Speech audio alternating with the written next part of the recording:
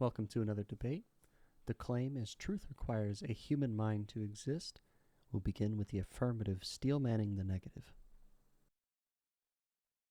Okay, so the position will be that I'm arguing against. This is not my position. Um, that truth exists independent of the mind, and um, arguments I imagine may be used for this are mathematics. Mathematics we can imagine exists independent of the mind. It's the relationship.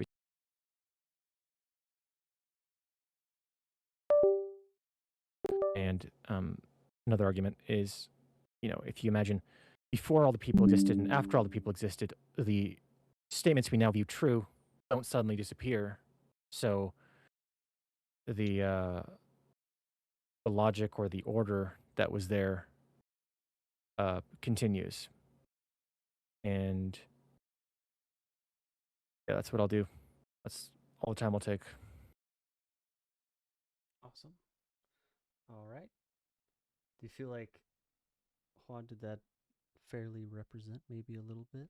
Or at least get kind of in the ballparkish? Um, yeah, I would say it does hit some aspects of it. But I was going to argue more from the phenomenology of perspective, kind of like angle. But I'll lay out the argument when I have my sort of opening statements and try to make my way through it. It's a layered argument, so I hope I have the time. Now the negative will steel man the affirmative's position. Okay, so um, the argument that Josh is going to hold, or at least the way I kind of predict is going to go for, is that truth is a qualifier that necessarily needs an agent to function. So, like, it needs to go through an agent to be able to perceive what is actually truth or not. Also, that the truth actually implies that there is a mind experiencing it, right? And this is actually borrowing a little bit from Kant, which actually says with his Copernican revolution that we impose a structure on the world with our minds in order to actually make the experience meaningful. Um, and that would be basically kind of like, you know, what I think Josh is going to argue. All right. Josh, how do you Yeah, feel about it? that's solid. Yeah. Let's begin the opening statements. Each side will have 5 minutes. Okay, so in modern day philosophy, we can't actually prove that truth exists independently of the mind. So we can't prove that it exists independently of the mind. Um, so we don't necessarily know if truth exists independently of the mind. We can sort of think like, oh, everything that we observe in the universe has this quality of sort of truth or not truth.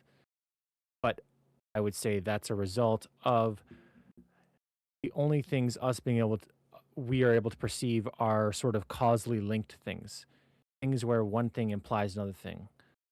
There's no ability for the human mind to interface with information which doesn't have this sort of s- proposition truth nature, because if it didn't have that, there would be nothing meaningful to extract from it. And what I would like to propose is that we have a romantic conceptualization of what consciousness is that doesn't allow for truth to be a paradigm. So, consciousness, we suppose, is this true agency that we have. And that's something which doesn't exist within the confines of logic and reason, because logic and reason and all the science that we know only allow for there to be cause or deterministic effects or random effects. And what we would like consciousness to be is not deterministic and not random. Pure self engendering agency is what we want. And so, what I would propose is that it may be a strong limitation of humans to be able to conceptualize anything other than um, prepositional logic type formulations of reality, and that our deep instinctual desire for there to be something other than that when it comes to consciousness, for example, free will. I say consciousness before, I meant free will, but they're kind of linked together. Because consciousness is the element which has this non-deterministic, non-random effect. So because we have this romantic aspiration for such, it's it's not a strong argument logically for the existence of non-logical aspects, but it gives a good reason for there to be some. And because we can't actually argue anything definitively beyond what humans can observe and what humans can know. That all we can do is speculate loosely, maybe based on aesthetics like our idea of consciousness. That's all we can do beyond the confines of what science gives us. And therefore, what I'm arguing is that we have evidence that there there are phenomena like free will that are not existing within the true false paradigm. And because this is the case, if there is non-truth type qualities, non-logical qualities outside of humans, then our conceptualization of truth is really truly relative to humans.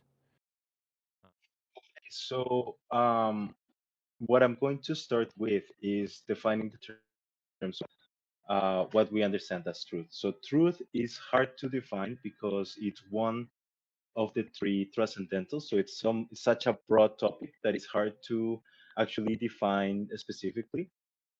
What we can do is maybe hint at the different aspects in which we can understand truth. So, for example, like when we understand things as reality, like what we see as what we want to study, say like what we think about reality, what is reality.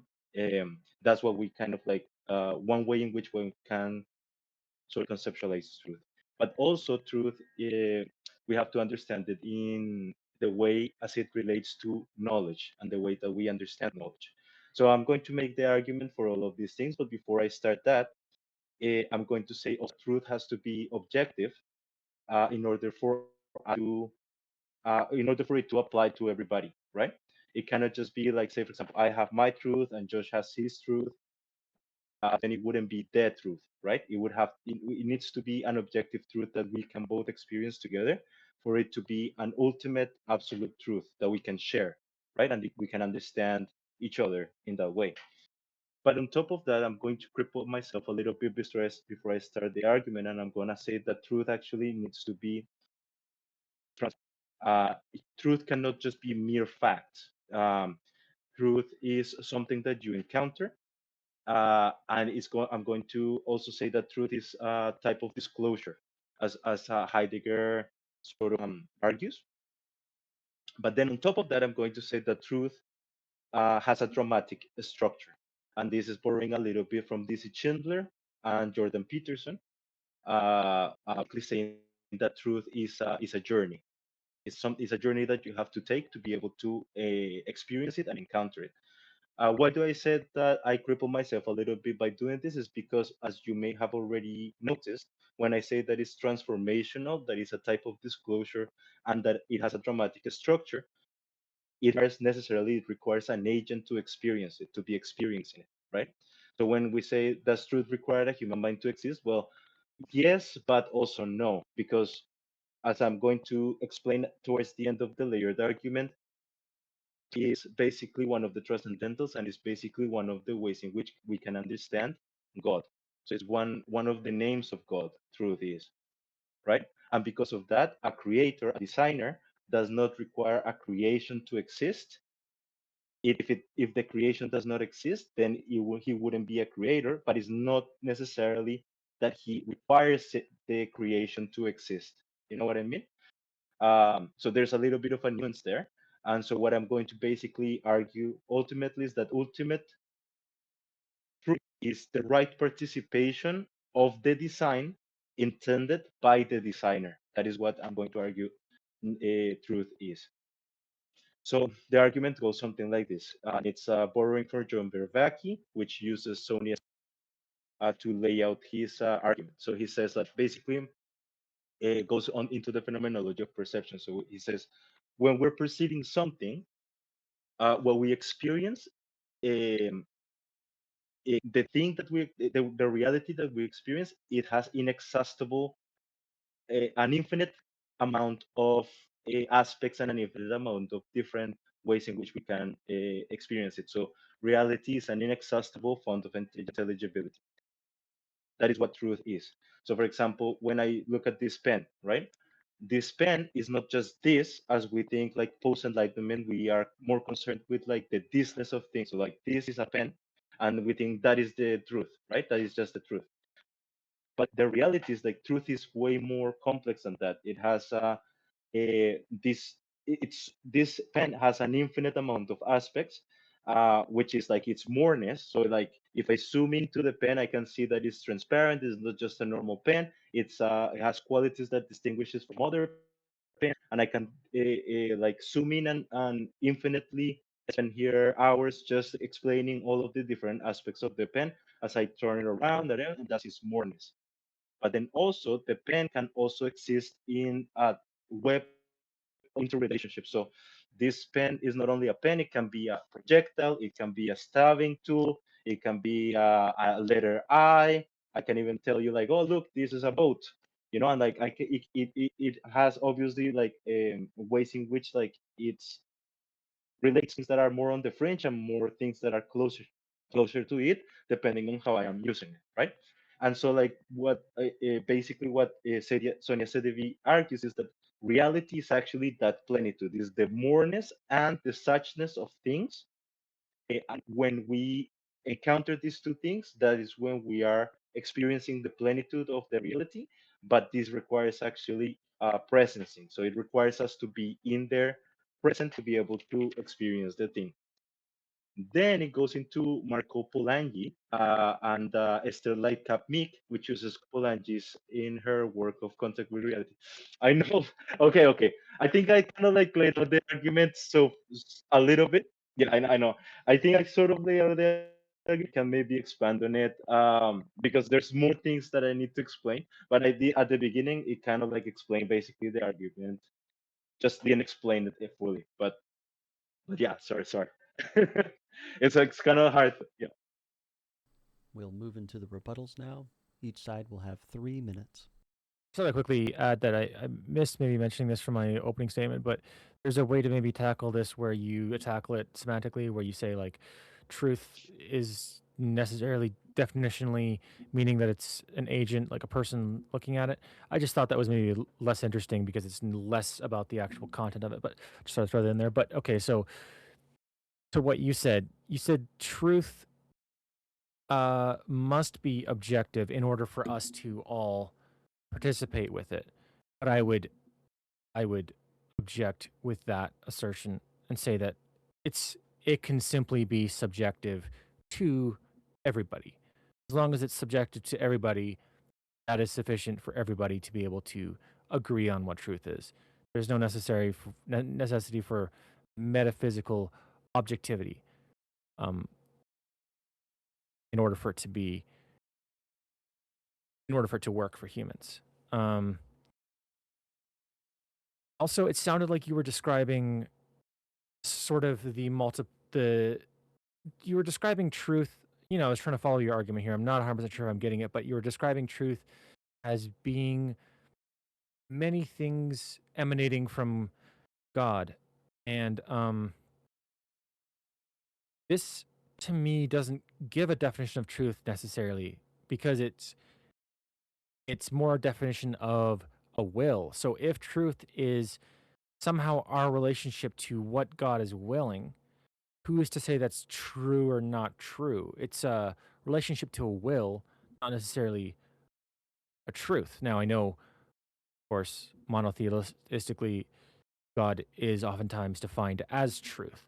But I'm saying from the framework that you gave, will alone isn't really enough to say that it's true. Like, you could be somebody who has a bunch of crazy ideas and you have a monkey and you teach these crazy ideas to the monkey. In its reality, it's following its truth, but it's not really truth. It's just some larger being willing it. And then the final argument, I wasn't sure because I think maybe you didn't entirely finish it out, but you were saying reality being plenitude, sort of there being a multiple definitions of truth. That part I didn't understand how you were going into that. So you were saying the definition of reality, the definition of truth is sort of this multiplicity, multiple angles, but I didn't see sort of how that was wrapped up. So yeah, that'll be my rebuttal. Okay. So basically, so you said that the only way we don't really need an objective truth for us to agree that truth can be subjective. But then, if for example, if my truth would be say that this pen is red, right? And then your truth is that this pen is gray. Which one is the truth? If my subjective experience is telling me this pen is red and yours is saying this pen is gray, then how can we both agree in that which one of the two is the actual truth? You know what I mean? Like it needs to be at the bottom. It needs to be. It cannot be entirely top down. This is the argument that I was going to say later. That can't, yes, like the mind necessarily needs to impose certain type of structure into the world, and this is true because the argument that I was saying about like the plenitude of things, because there is like always an infinite amount of information out there to process. Brain doesn't process everything. We don't have the computational power to do so. That's why there's this psychological phenomenon of change blindness, because depending on where our perception is, that's what we notice. We don't notice all of the excess of intelligibility that is extra there. So because of that, it cannot be entirely top down because then we wouldn't be able to understand each other. It also has there's some things that we can see bottom going from the bottom up, and like you can see these when you look at the argument of conceptual metaphor from Lake of Asson, which is like going from bottom up, which is like say when we do conceptual metaphor, we need to understand certain types of sensory motor mechanisms first, and then we come up with a conceptual metaphor. So when I say to you like, can you see my argument? Can you is my argument too hard? Or am I far enough into my argument? All of this is like are enactments, right?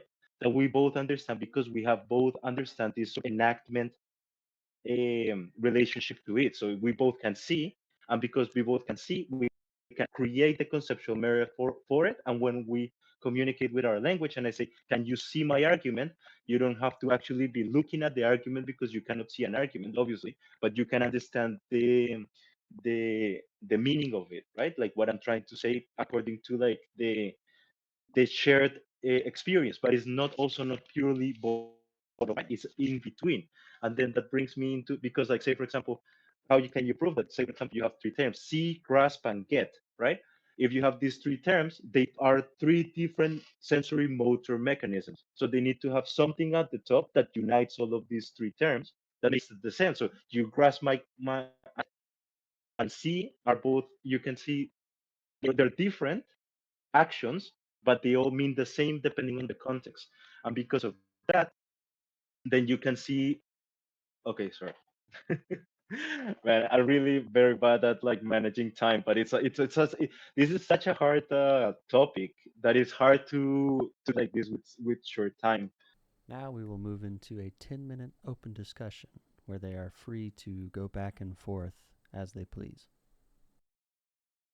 Okay, so I'll point out. So you actually, this is a really really interesting and solid argument, I think. So what you're saying is that on one level of what you're saying at least, is that there's a convergence on something. If there was humans and we are able to agree on certain things, there is this convergence that we with that on something, which implies that there's some underlying objective reality that we both see something and we see the same thing. There's a convergence to something which implies some objective truth. What I would propose as a counter to that is that in Plato's cave, everybody seeing the shadows would also converge on some objective truth of the shadows. And in this analogy, uh, the people in Plato's cave would be all of humanity in this universe. And stepping outside into the light would be stepping outside of the metaphysical reality that we are currently constrained with. So it's not something that's possible to happen, but it's something we can conceive that somebody could step outside the light and see, oh, there is no objective reality. We were just all in this place. which which is why, like I was saying at the beginning, that truth actually it's transformational and it's a journey. It's actually the allegory of the cave is perfect that you invoke it right now because it's exactly the parable of that of finding truth. So like like it's a journey that a person has to take to stop looking at all the shadows and then go out and try to seek the sun. You know what I mean? But that also implies that it implies that there is an objective truth out there to be seeked, you know, but it doesn't necessarily mean that everybody is on the journey to finding it. You know what I mean? Like eh, it's transformational because the person that is stepping up from like those shackles and walking up the cave, um, it's uncomfortable. It's an uncomfortable trip, to go up out there and actually just slowly as the light of the sun is very uncomfortable to his eyes, and like continue to go and then actually see all the beauty that is out there, right?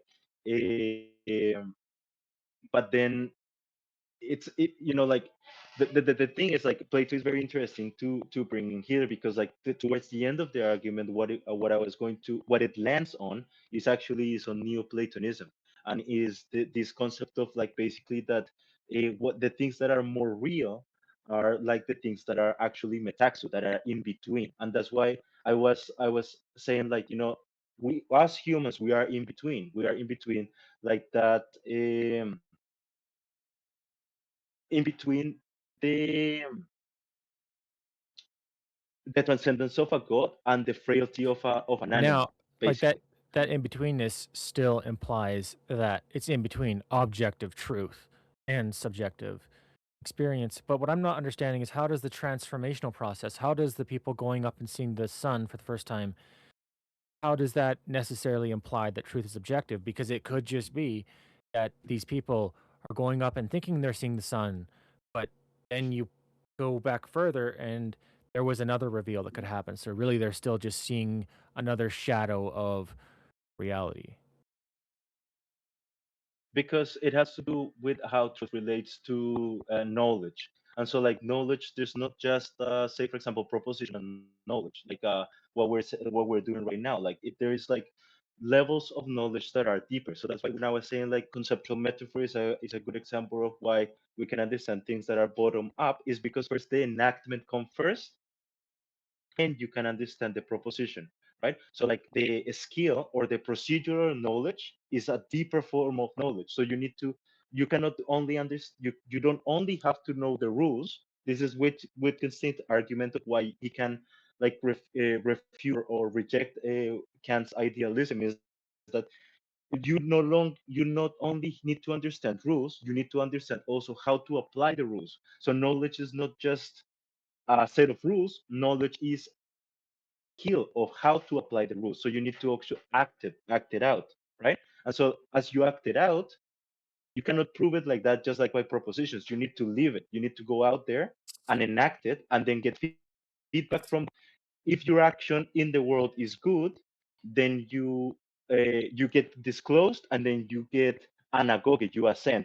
If your enactment in the world is false, then you have reciprocal narrowing, and then you start becoming smaller and smaller, and you are not able to act out in the world.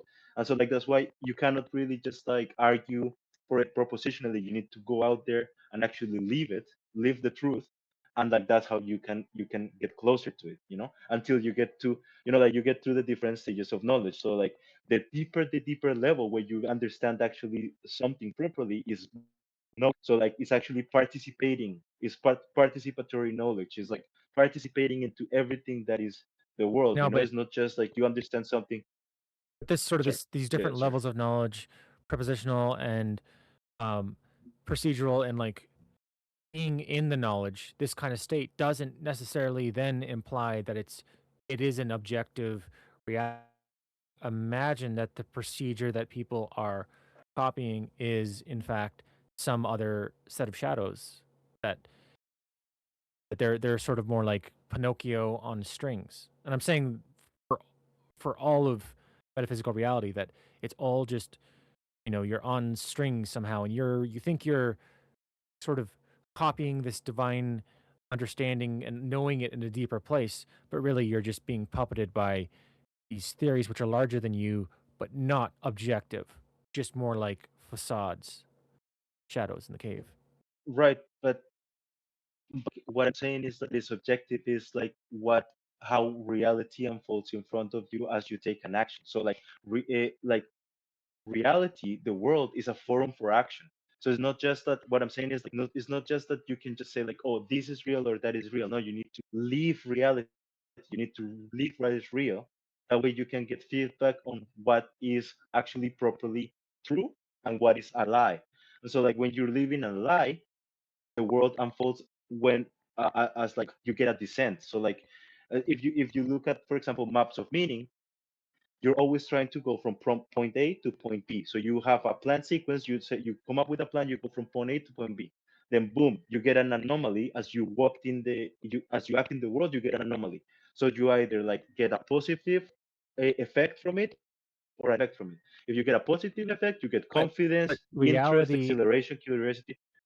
this is what I'm saying though, If is that reality itself could be fake, not what we think. So we're getting positive feedback, but that may not be an absolute truth. That could just be relative to our perception of reality. Like Kant, would say that objective truth is not real. That truth is more, as far as we can prove, it's relative to us.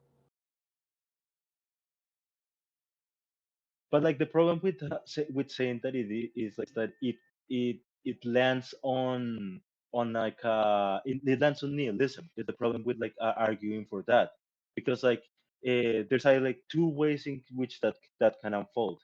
Either you something is truth, but you don't act on it, and then like that is like nihilism basically, or you are acting but your action has any meaning. And so like that also lands on nihilism. There's no way out of like that. It's just the world has no meaning, Yeah. and like it might as well just do whatever then. You know what I Well, mean? so yeah, Whereas two like if things. you have a purpose, like if I'll just say quickly two things whereas to that. so, Two things. One is that it doesn't matter what the implications of it is. If it's nihilism, that's a you can't go based off of what works well for wisdom. And then the second thing is that I don't see why us being able to only prove truth is relative to humans does necessarily lead to nihilism. If we exist in our social framework and we like what we do, then our truth is good enough for us.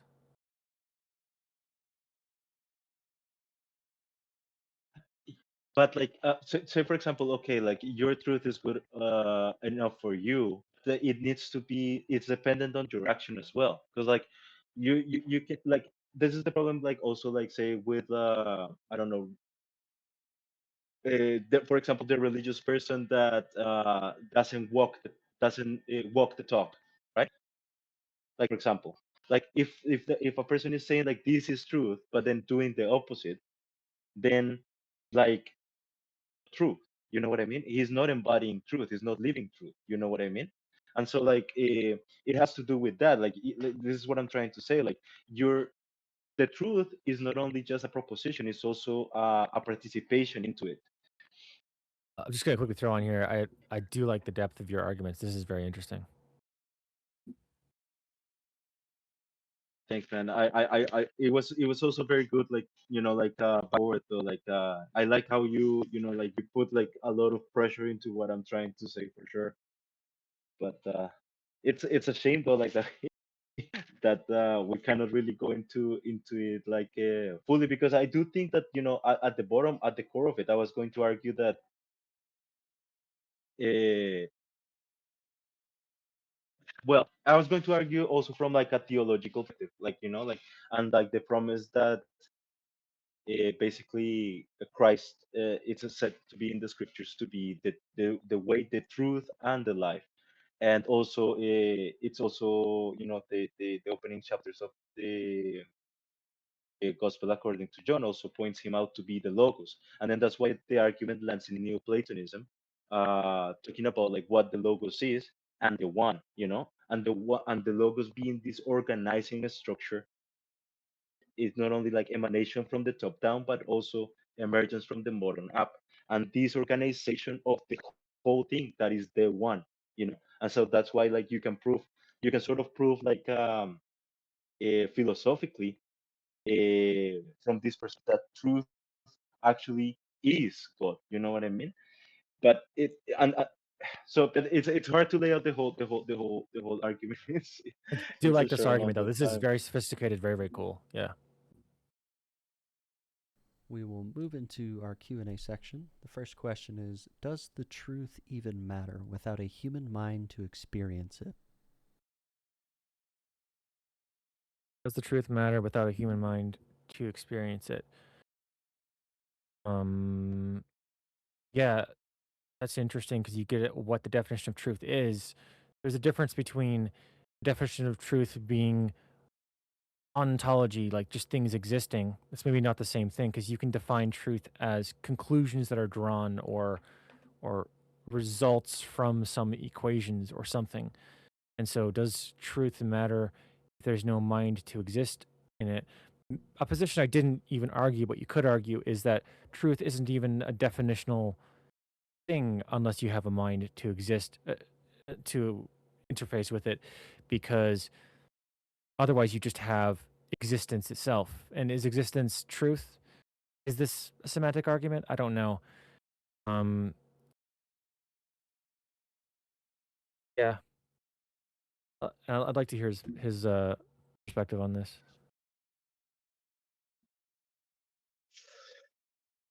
One actually, because it gets to the core of what I was trying to say, that actually the relationship between designer and design, or creator and creation.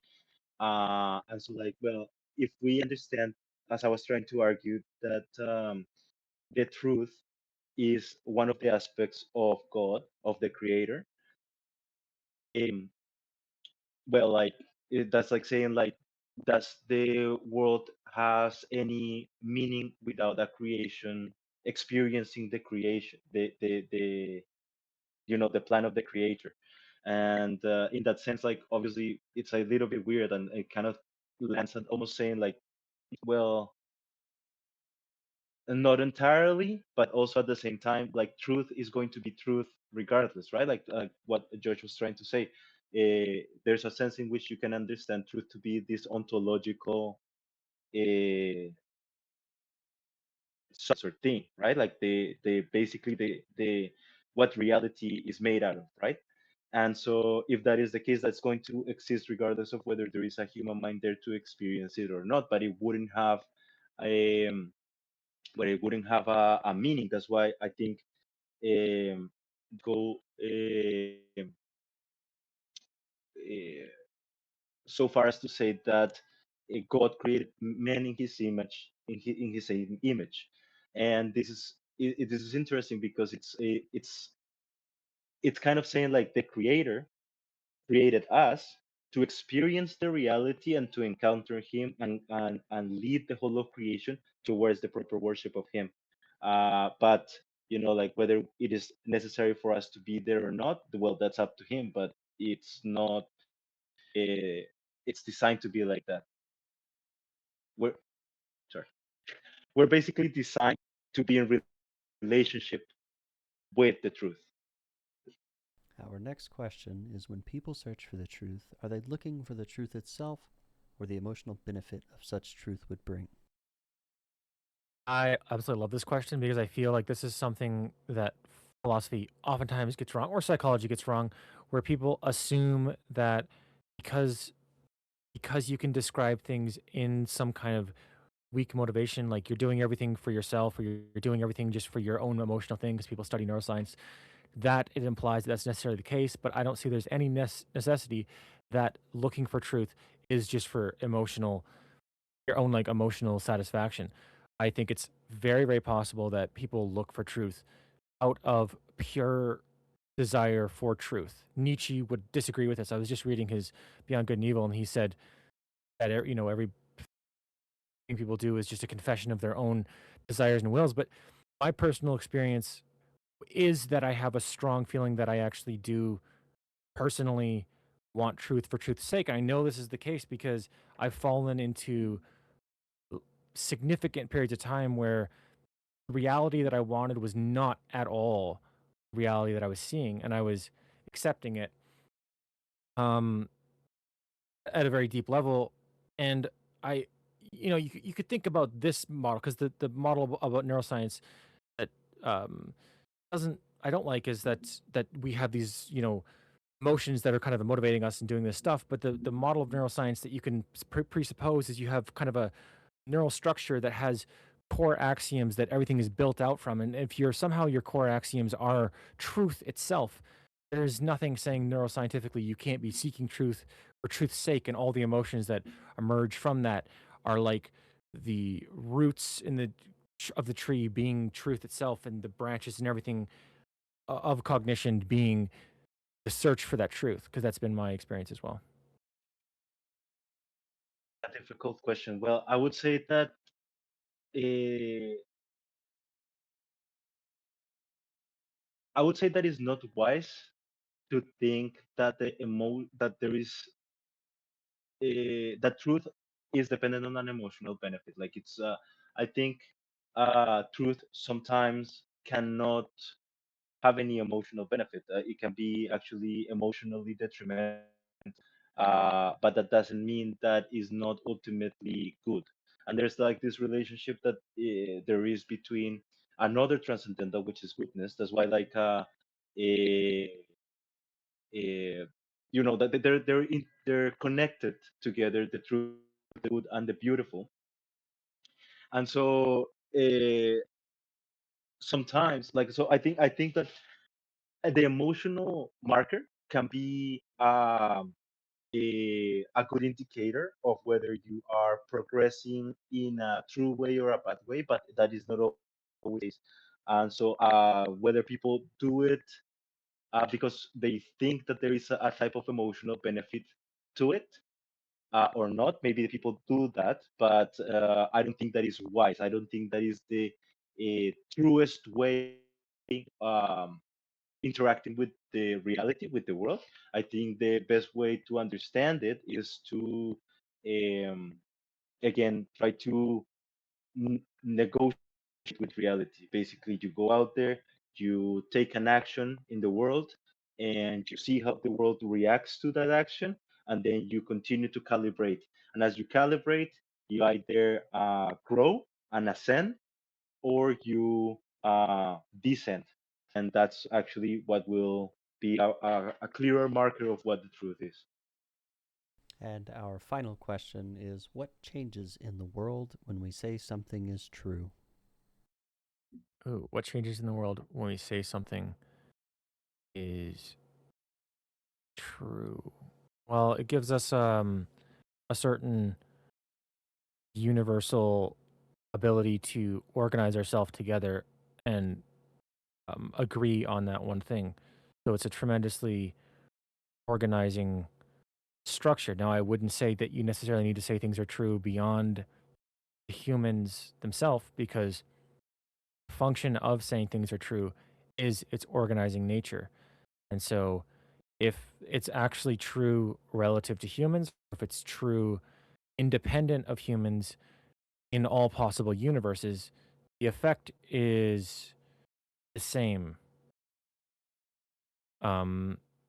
And if the effect isn't the same, then there's nothing we can do about it necessarily. If it is the case that the ability to say one or the other is better, if it is better to have some kind of objective truth, knowing epistemologically that something is true, well, there's not much we can do about that. And I also don't know how that would change the results, since we can only work with what we have, and we can't possibly imagine knowing more than we know. I don't know.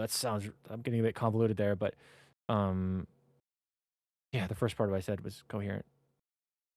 Um, it's complicated uh, because also again, it's like, are we just labeling something as truth, or we're actually disclosing truth? So like, if we are actually encountering truth, just in the world is that we're disclosing another aspect of reality, which helps us understand better the creation, um, or the design.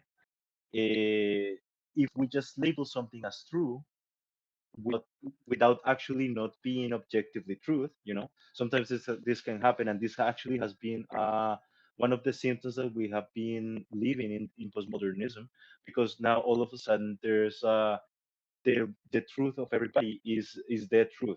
So like now it's more concerned with political truth and not epistemological or ontological truth.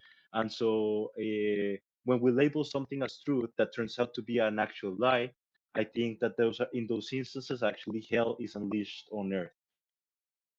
And this, I think, can be seen, um, for example, in the examples of what happened during in the Soviet Union, uh, or what happens, what has been happening, for example, with the uh, trans movements, or like all of these ways in which we try to put our own emotional perspective as the truth, then we try to put it in the political realm, and that actually has a whole bunch of repercussions that not only affect us personally, individually, but a whole bunch of people. However, if we encounter an aspect of truth that turns out to be the truth, we are unveiling more truths, and we are actually bringing the kingdom of heaven into earth. Now, for the final section of the debate, the closing statements. Each side has 3 minutes. So the first thing I'll say is that my original thesis was not addressed, and which gives me kind of a it's easier for me because in the debate I'm just pointing this out because I present it, it doesn't get challenged, and then I only just challenge um the other position. So there's a lot of attack going away from me, none going necessarily exactly towards me because I'm doing the attacking. My position wasn't attacked. My position was that if we suppose truth, and truth implies maybe logic, some kind of deductive or structure of, there has to be a relationship in truth, one thing or another thing. So you can't just say like, you can't just say the tree is true.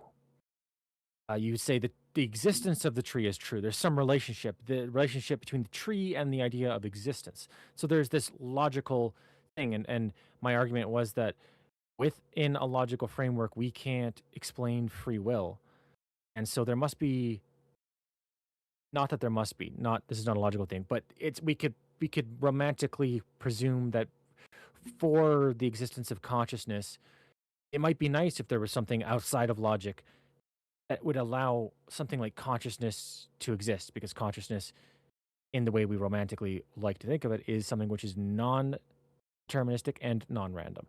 And then into the arguments that I have been attacking this entire time, and I will continue to attack to try to create so many flames that my argument can't be attacked at all, is that it does not seem like we've gone from human truth to objective truth. So even bringing in a theistic component here doesn't elevate the stage from uh, subjective to objective, because God could have created truth for us to subjectively experience, and then it's not objective. Because would you say God is objective? I don't know. I mean, it depends what kind of theologian you are, because I would suppose some would, if they suppose that God created logic as well as reality, they may suppose God is something more than just objective.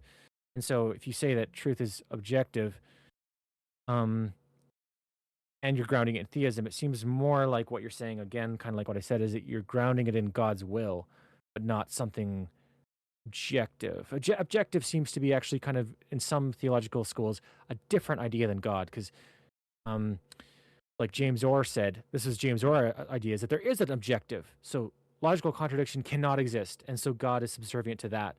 Versus some people would say that even logical contradiction is subservient to God. So there is no objective. It is just God. Yeah. So I mean, like, fair enough. I think that when I sort of try to label truth as something objective, I sort of contradicted myself a little because what at the core of my argument, actually, what I'm trying to say, no, truth is definitely not just objective. Actually, truth is metaxu, is in between what is objective and the subjective, which I actually we sort of hinted at some point. Like it's both, that the thing is like emerging from the bottom up and emanating from the top down. And the logos, it's funny that you bring in like logic, and because logic definitely has to be with to do with rationality. And anagoge, which is this process of ascending, is dependent on our power for being rational, our rationality. And rationality is basically, it comes from the word ratio in Latin, which its translation from Greek is logos.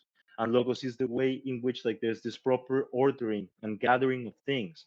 And that's what God is. Like that's you got to the bottom of it. Like God cannot be just objective. God is in between all of that. Is in between. Is the thing at the top of the hierarchy, the one that emanates from top down. And it's also the thing at the foundation of everything that makes everything emerge from the bottom up. And this process of uniting all of these things, this organizing, which is what the logos is, that whole thing is the one, and that is God. And that is what is most real. And that is, that's why we can understand God as the truth, because like most real is exactly what unites all of these things together in this coherent, logical way, from like that unites them from the top and gives them a base from the bottom that emanates everything upwards, in this sort of like huge web of interconnection that everything is gathered into. So like, yeah, I mean, like to a degree, I guess what I was trying to get at with like the truth being objective is that there has to be this sort of shared sense of things that we can all experience, that we can agree on to be able for it to be real. But yeah, of course, to a certain degree, we have to impose some type of ordering into like the things that we're experiencing, and if each one of our minds is imposing the order in a very in a variety of different ways. But that process that we're all experiencing is the process, is not just the essence of it, is the process of it. That is what I would say uh, gets to the core of what God is and what truth is. That concludes the debate. Thank you to both sides for a thoughtful exchange, and thank you to everyone listening.